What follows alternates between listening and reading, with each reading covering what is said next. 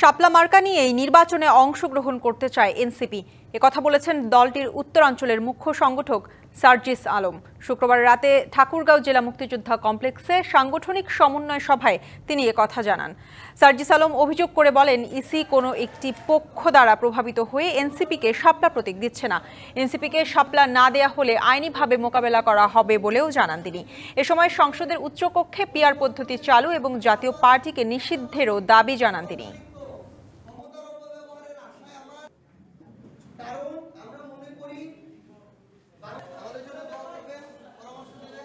আমরা একদম স্পষ্টভাবে দেখতে পাচ্ছি যে নির্বাচন কমিশন নিশ্চয়ই কোনো একটা পক্ষ বা শক্তির দ্বারা প্রভাবিত হয়ে আমাদেরকে শাপলা না দেওয়ার ক্ষেত্রে স্বেচ্ছাচারিতা করছে। কিন্তু যেহেতু আইনগতভাবে কোনো বাধা নেই, এনসিপি মার্কা যদি হয় শাপলাই হবে এবং আমরা শাপলা মার্কা দিয়ে আগামী নির্বাচনে অংশগ্রহণ করতে চাই।